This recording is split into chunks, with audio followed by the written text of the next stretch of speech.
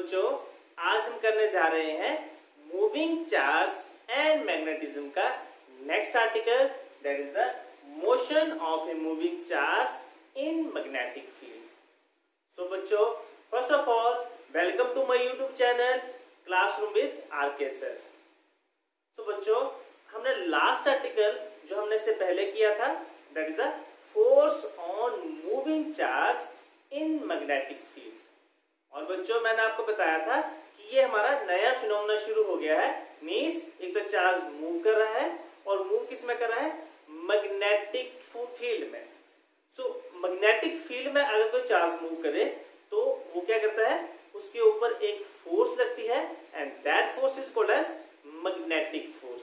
और उसकी वैल्यू हमने फाइंड आउट कर ली थी, that is the F is equal to Q B cross B या F is equal to Q B B sine of theta. और उस फोर्स का हमने डायरेक्शन फाइंड आउट की थी और हमने फाइंड आउट करने के लिए हमने आपको 3 रूल बताए थे। First is the right hand screw rule या फिर इसको क्या बोलते थे? Right hand thumb rule. Second हमने किया था फ्लेमिंग लेफ्ट हैंड रूल और इसके बाद हमने किया था right hand palm rule.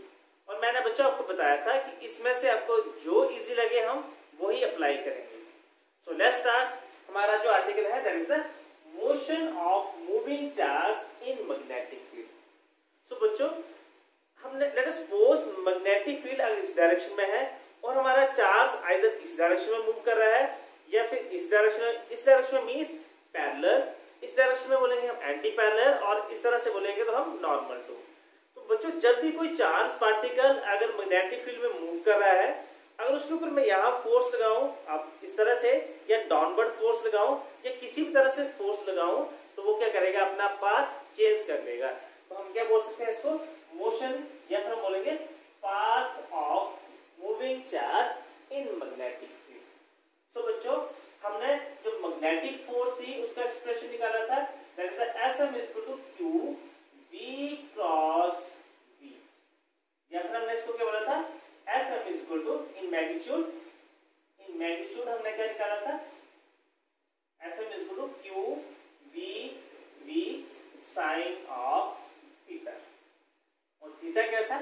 Theta is the angle between, इसके बीच में angle V means velocity of charge particle and magnetic field. तो बच्चों अब हम स्टार्ट करते हैं हमारा केस फर्स्ट से। केस फर्स्ट ऐसे है कि या तो particle theta is equal to 0 degree या फिर थीटा इज इक्वल टू और theta is equal to 180 degree. इसका मैं एक फर्स्ट केस इकट्ठा ही इसमें यूज कर रहा हूं।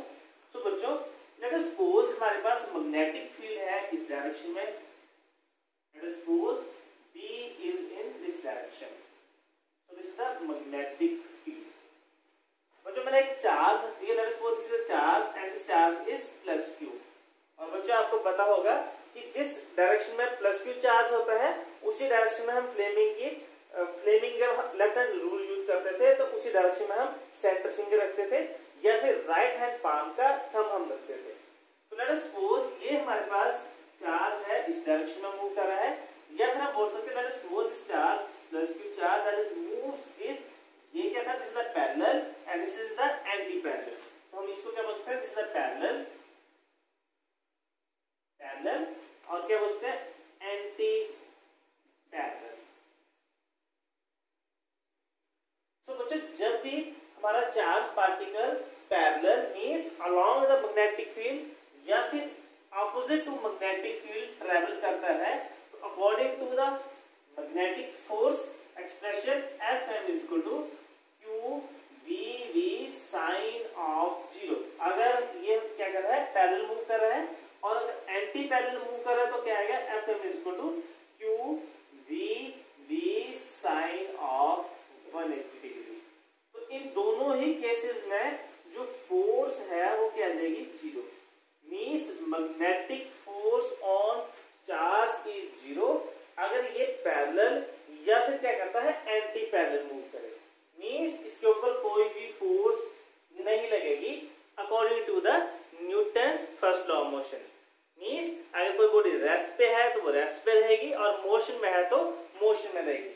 मीन्स अगर ये मैग्नेटिक फील्ड के अलोंग या मीन्स पैरेलल या फिर एंटी पैरेलल मूव करेगा, मीन्स ये वैसे क्या वैसे ही मूव करता रहेगा। मीन्स जो इसका पाथ है, पाथ को जनरली हम ट्रैजेक्टरी बोलते हैं।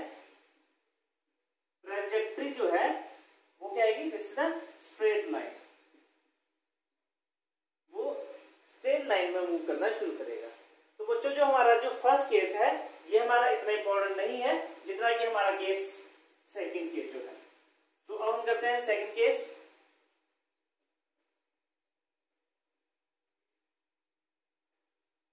अब सेकंड केस में क्या आएगा, जो हमारे पास थीटा है case second, and second case में theta that is the 90 degree, means angle between magnetic field and velocity vector is 90 degree. So let us suppose हमारे पास मैग्नेटिक फील्ड है, और बच्चों आप सभी को पता है कि क्रॉस का मतलब क्या है, yes that is the inward. Magnetic field कहां मूव कर रही है, इनवर्ड डायरेक्शन में। तो ये हम मैग्नेटिक फील्ड ड्रॉ कर रहे हैं।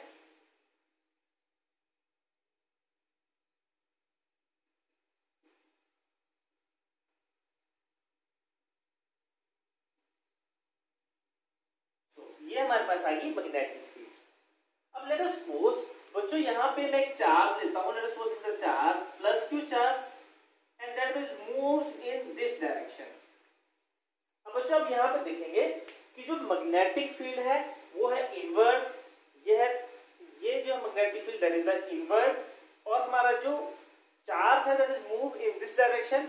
तो आप देखेंगे कि कितना एंगल बन रहा है, so this is the 90 degree, means angle between V and B that is, या फिर हम बोल सकते हैं V and B that is 90 degree, या फिर V is perpendicular to magnetic field. So बच्चों अब यहाँ पे यूज करेंगे या तो राइट हैंड स्क्रू रूल या फ्लेमिंग लेफ्ट हैंड, या फिर मैंने आपको सबसे इजी बताया था that is the right hand palm rule. तो बच्चों आप स्टार्ट करते हैं।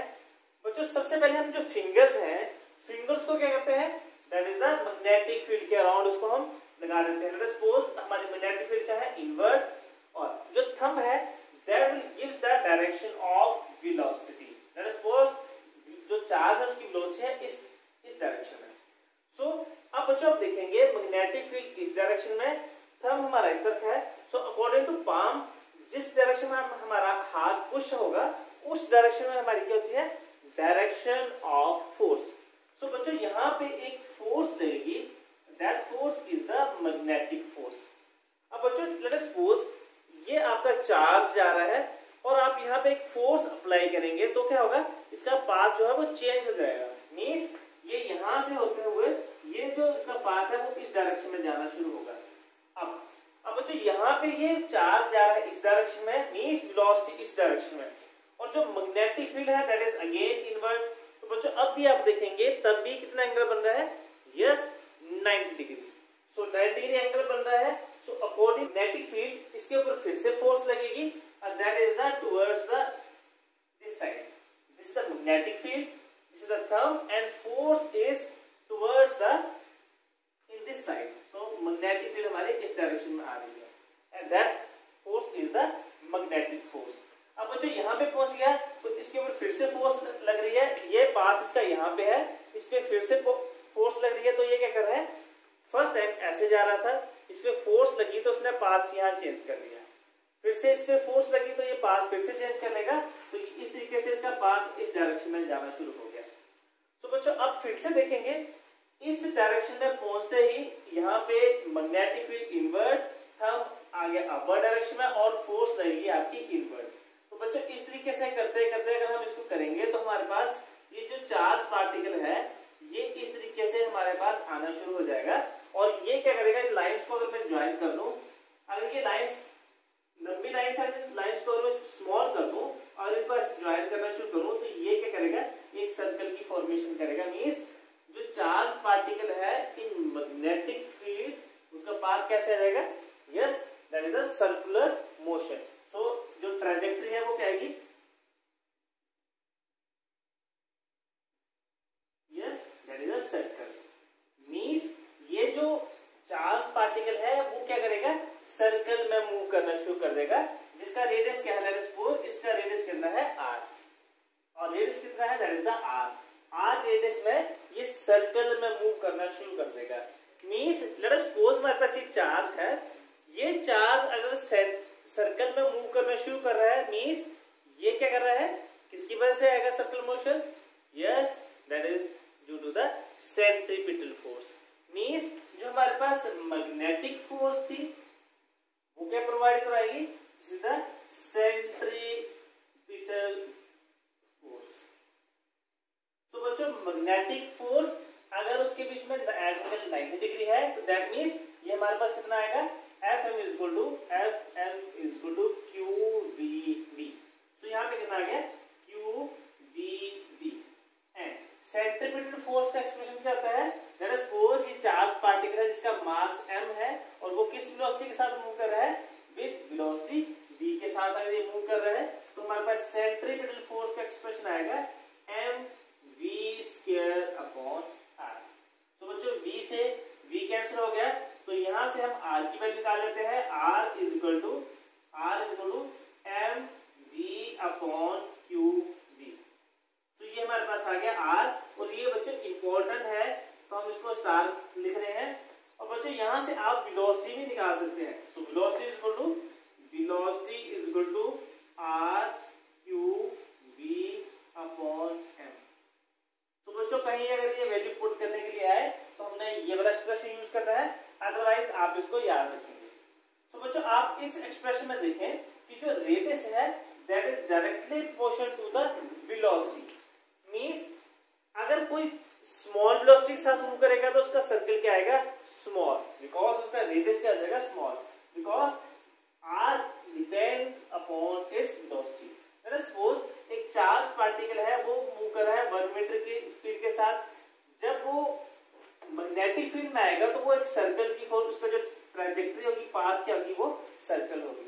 और बच्चों यही हमारे पास जो पार्टिकल है, let us suppose this is the 5 metre per second की वेलोसिटी के साथ स्पीड के साथ मूव कर रहा है तो इसका जो पाथ आएगा वो भी क्या आएगा, बड़ा, मींस उसका रेडियस भी क्या आएगा, लार्ज। सो बच्चों आपको ये एक्सप्रेशन आपको याद करके रखना है। अब इसके बाद हम निकालते हैं इसका टाइम पीरियड, बिकॉज ये चार्ज पार्टिकल यहां से स्टार्ट हुआ है या फिर यहां से, तो ये क्या करेगा, कोई ना कोई टाइम लगाएगा अपने इस ट्रैजेक्टरी को पूरा करने के लिए। सो अब हम निकालेंगे टाइम पीरियड। उसके नेक्स्ट है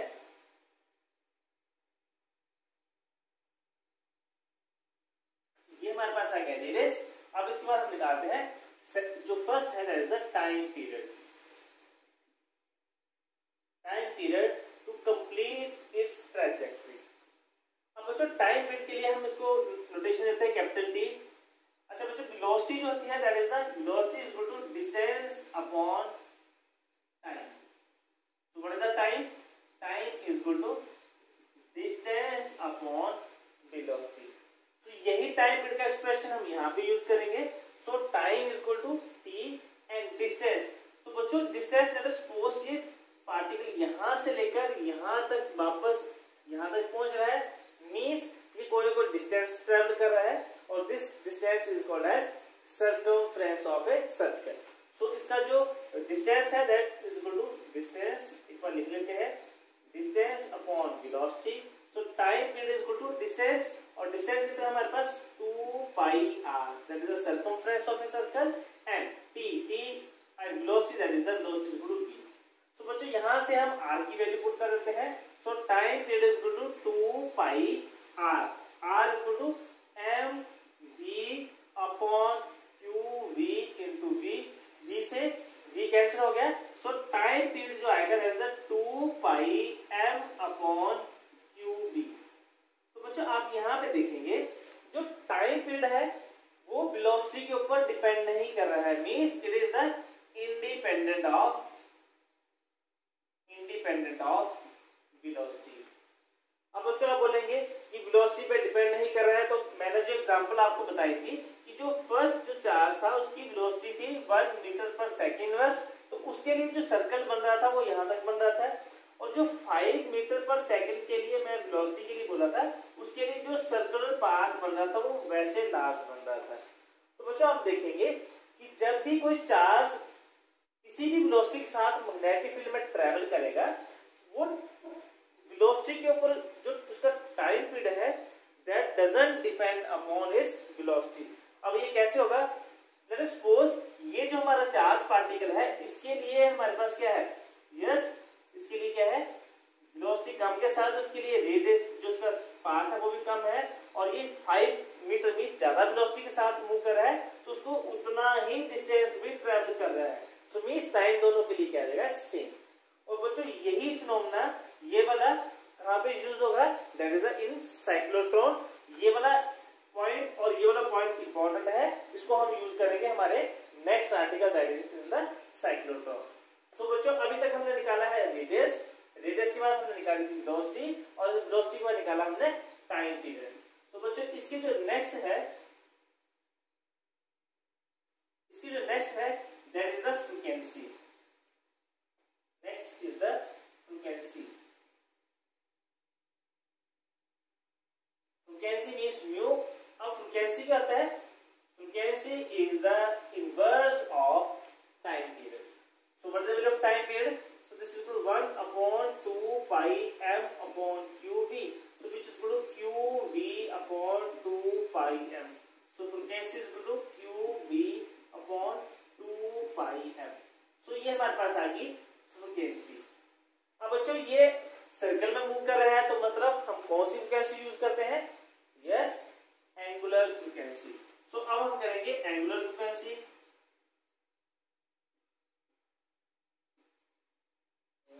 एंगुलर फ्रीक्वेंसी आएगी हमारे पास ओमेगा। ओमेगा का जो एक्सप्रेशन आएगा दैट इज 2 पाई न्यू। ये हमारे पास एंगुलर फ्रीक्वेंसी का एक्सप्रेशन है। So what is the value of mu, so this is equal to qv upon 2 pi m। 2 pi से 2 पाई कैंसिल, सो हमारे पास एंगुलर फ्रीक्वेंसी कितनी आएगी, qv अपॉन m।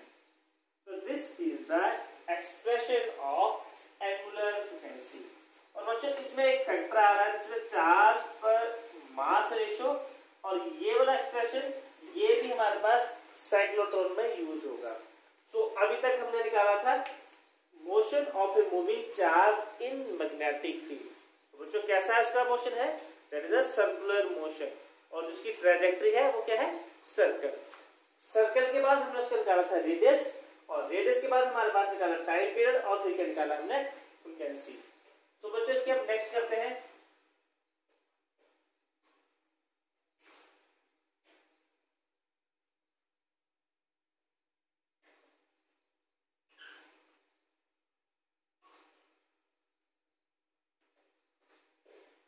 अब बच्चों जो हमने इंपॉर्टेंट पॉइंट बताया था, जैसे द इंपॉर्टेंट पॉइंट जो था वो क्या था हमारे पास, that is the radius.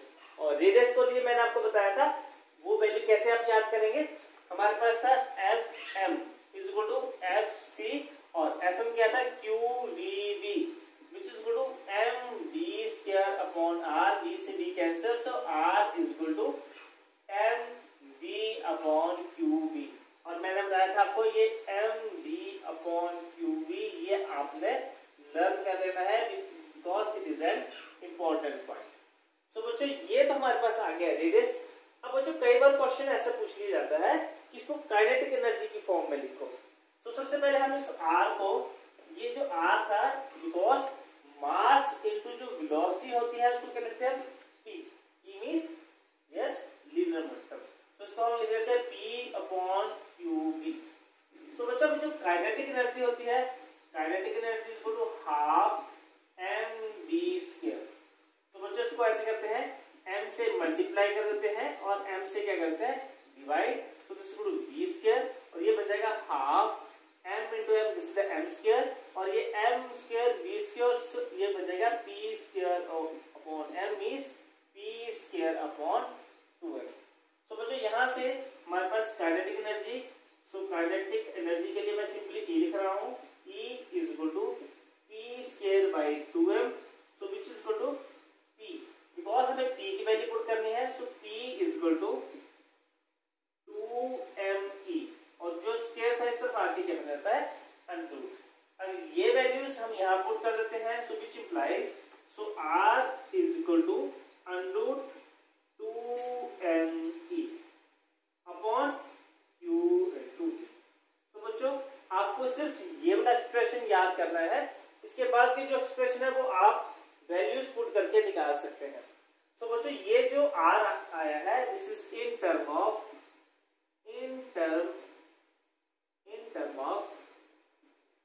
Kinetic energy. अब बच्चों ये तो हमारे पास काइनेटिक एनर्जी आया है। अब लेट अस सपोज ये जो चार्ज पार्टिकल है, ये जो चार्ज पार्टिकल था इसको हम मूव कराएंगे विद पोटेंशियल डिफरेंस। मींस हम जीरो पोटेंशियल से हाई पोटेंशियल की तरफ चार्ज को मूव करवा रहे हैं। सो मींस अब हम पोटेंशियल की टर्म में इसको निकालेंगे।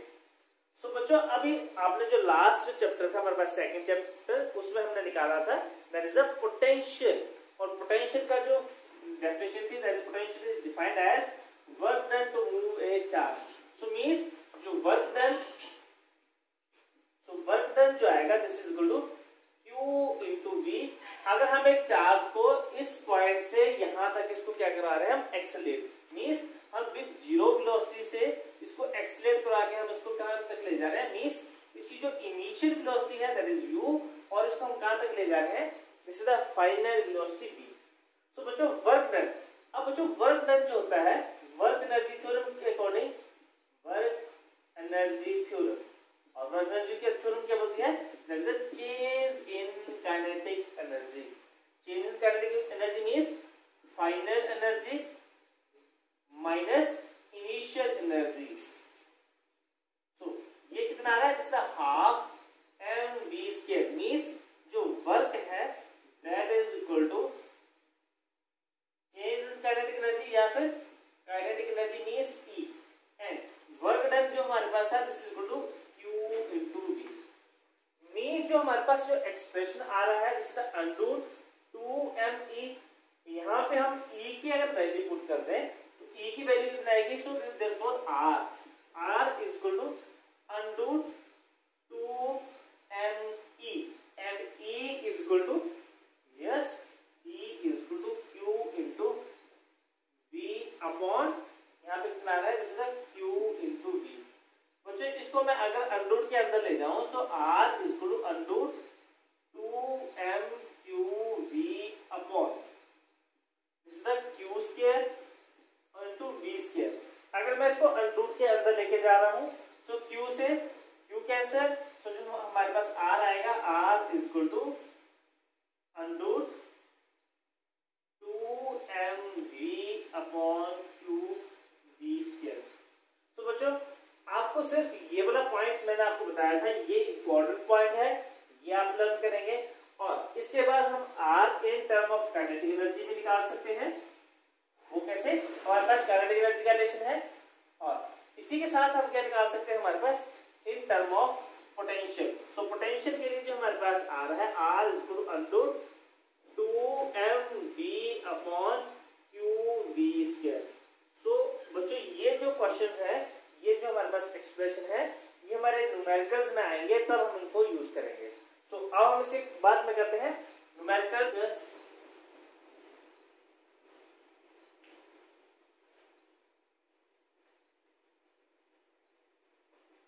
सो बच्चों अभी आपको याद रखना है what is the R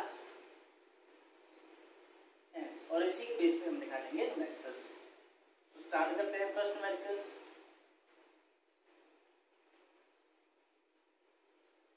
Let us suppose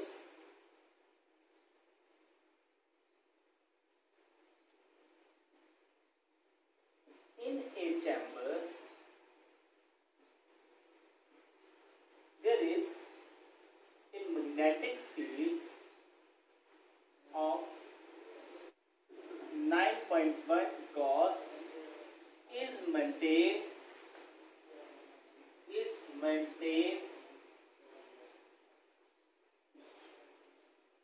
and an electron is moved perpendicular to this field, this magnetic field with a speed of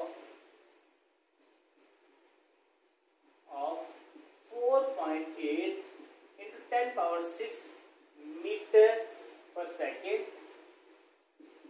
Find its radius and explain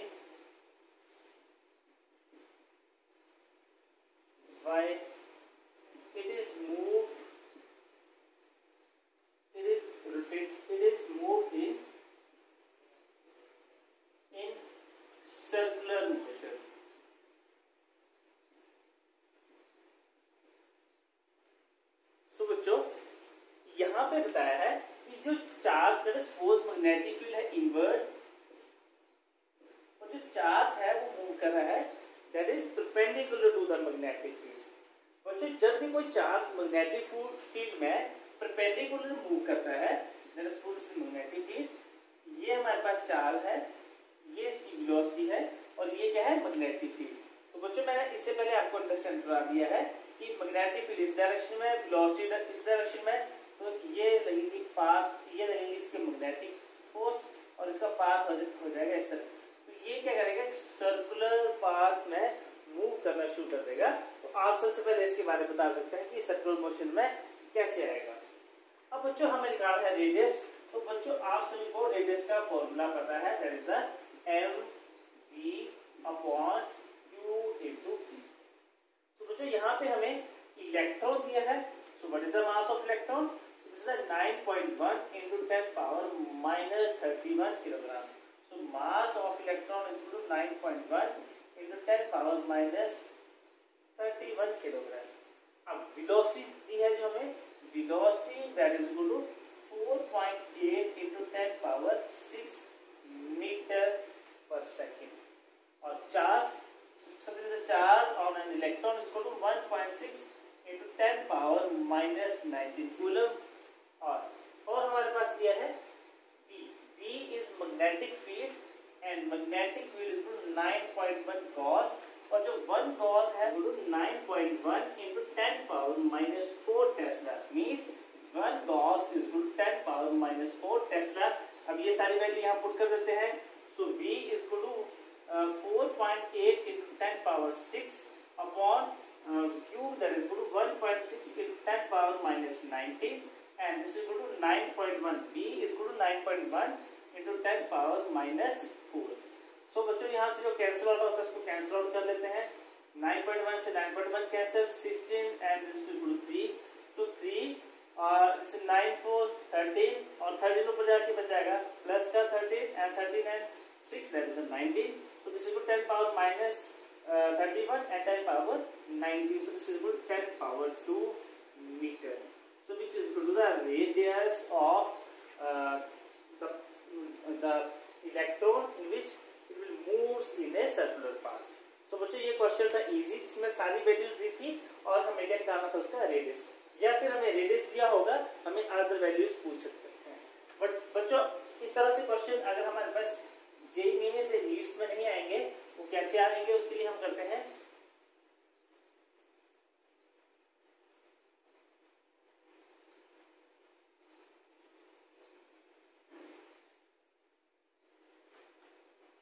हम ऐसे करते हैं। Let us suppose we have 3 particles, proton, neutron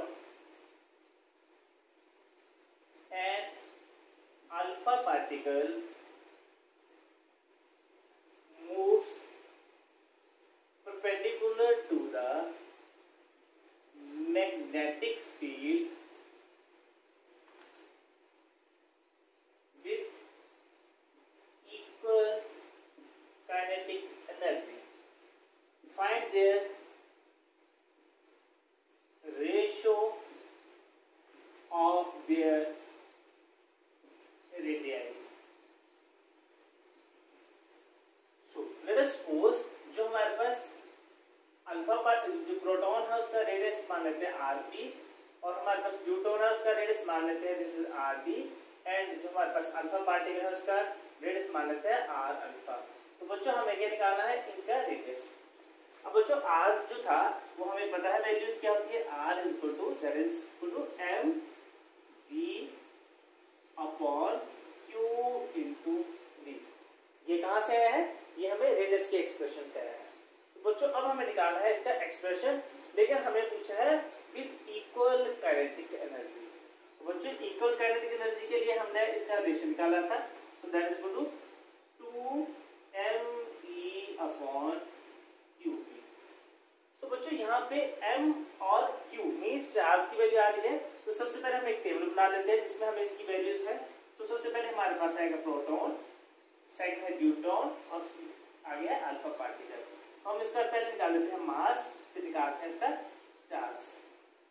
तो बच्चों जो late us suppose जो proton का मास m है और जो d है दैट इज ड्यूटोन, ड्यूटोन का जो मास आएगा, बिकॉज ये हमारे पास क्या है, ये हमारे पास आएगा 2 चार्ज होंगे तो इसको लिखते हैं 2m, और जो अल्फा पार्टिकल है उसके ऊपर जो मास आएगा दिस इज 4m, बिकॉज इसके ऊपर कितने हैं, इसका मास कितना 4, बिकॉज ये अल्फा पार्टिकल है।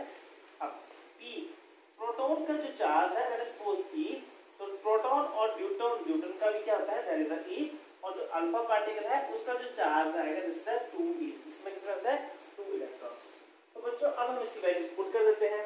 तो सबसे पहले हमारे पास आएगा expression this is under 2me upon q into b। बच्चों q जो है, b जो है वो रहेगी सेम, e हमारे पास सेम है, this is the mass of proton, this is charge of proton ratio. इसके बाद आएगा दिस इज 2m, इसके बाद हमारे पास ड्यूटोन, तो ड्यूटोन का मास e हमारे पास कार्डिनल सेम है अपॉन q इसका ड्यूटोन का एंड इसका मैग्नेटिक फील्ड। अब इसके बाद जो आएगा this is 2m, this is the mass of alpha particle e upon q into b। तो ये है हमारे पास अल्फा पार्टिकल। तो बच्चों e से ये e सभी जगह कैंसिल है, b से b सभी जगह कैंसिल है, 2 से 2 कैंसिल हो गया।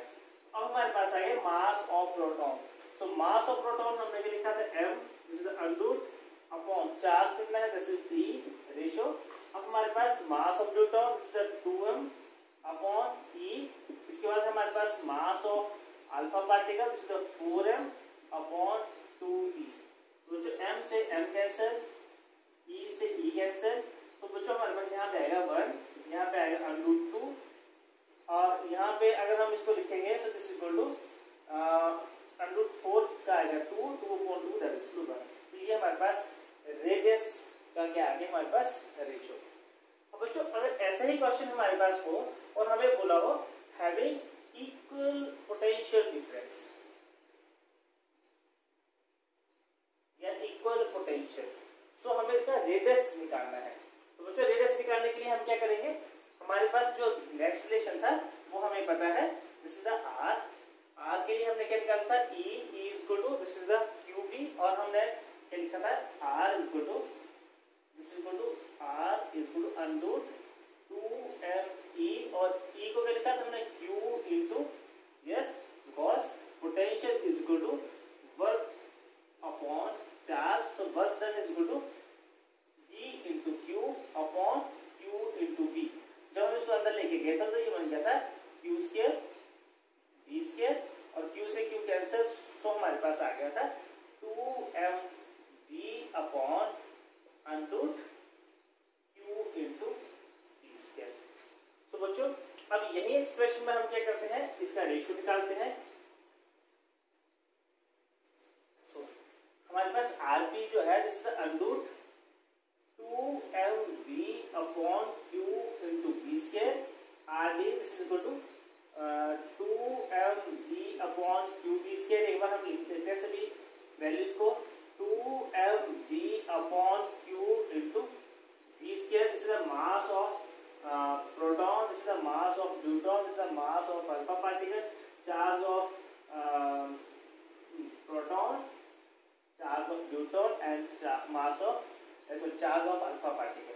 तो बच्चों v जो है वो सभी जगह सेम है with equal potential, so v सभी जगह से कैंसिल आउट हो गया है, 2b सभी जगह से कैंसिल आउट हो गया, b स्क्वायर भी कैंसिल आउट हो गया। तो हमारे पास जो आएगा this is the under mass of proton, हमने क्या लिखा था m upon charge the m upon e under, यहाँ पे mass of deuteron this is 2m upon q b this is equal to e, and next आएगा under m alpha this is the 4m upon 2e। So यहाँ से m cancel out, e से e cancel out हो गया है, तो हमारे पास आएगा दिस 1 रेशियो अंडर 2, तो this is equal to under 2। So बच्चों ये हमारे पास क्या आ रहा है ratio of radius with equal potential. अब बच्चों अगर यही क्वेश्चन आपको यहाँ पे रेडियस के बजाय यहाँ पे आपको with the ratio with time period, अब बच्चों अगर टाइम पीरियड के साथ अगर इसको हम देखें तो जो हमारे पास टाइम पीरियड का जो रिलेशन आता है दैट इज इक्वल टू